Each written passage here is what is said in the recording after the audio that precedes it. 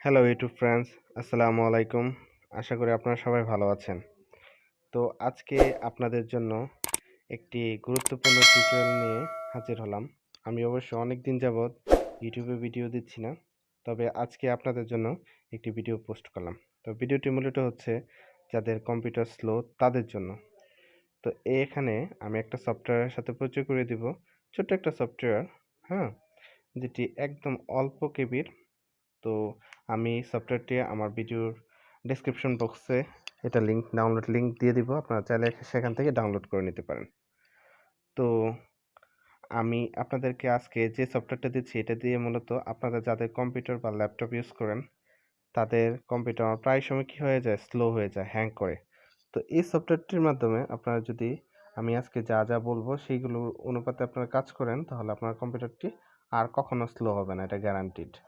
অর্থাৎ কম্পিউটার দৌড়াবে। তো চলুন কথা না বলে আমরা এই ভিডিওটি অর্থাৎ এই সফটওয়্যারটি ওপেন করি। হ্যাঁ, এই সফটওয়্যারটির নামের সাথে আপনাকে প্রথমে পরিচয় করে দিই। এই সফটওয়্যারটির নাম হচ্ছে টেম্পোরারি শর্টকাট।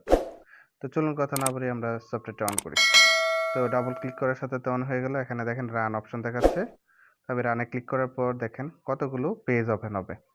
তো এই পেজ যতগুলো পেজই ওপেন হোক না কেন আপনারা এক একে সিলেক্ট করবেন, অল সিলেক্ট করে তারপর জাস্ট ডিলিট করবেন। আপনার কম্পিউটারে কোনো পার্সোনাল ফাইল ডিলিট হবে না। আপনারা শুধু খালি জাস্ট এগুলো হচ্ছে শর্টকাট, এক এক করে সিলেক্ট করবেন এবং ডিলিট করবেন এবং পেজটাকে ক্রস করে দিবেন। এভাবে আপনারা যতগুলো পেজ আপনারা ওপেন হবে সবগুলো আপনারা এখানে সিলেক্ট করবেন এবং ডিলিট করে দিবেন। তো যেসব জিনিসগুলো ডিলিট হয়ে যাবে ডিলিট হবে, আর যেগুলো ডিলিট হবে না সেগুলো আপনারা স্পিক করে চলে যাবেন। তারপর আপনারা দু একবার রিফ্রেশ করে আপনার কম্পিউটারে যে রিসাইকেল ব্যান, এই যে আপনারা দেখতে পাচ্ছেন, এই রিসাইকেল ব্যানটি টোটালি এমটি করে দেবেন। এমটি করার পর কয়েকবার রিফ্রেশ করবেন আপনার কম্পিউটারটি। তারপর জাস্ট আপনার কম্পিউটারটা একবার রিস্টার্ট করবেন। রিস্টার্ট করার পর আপনারা নিজের চোখেই দেখতে পারবেন যে আগের তুলনায় আপনার কম্পিউটার কতটা ফাস্ট হয়ে গেছে এবং আর কম্পিউটার কখনোই হ্যাং করবে না। আশা করি ভিডিওটি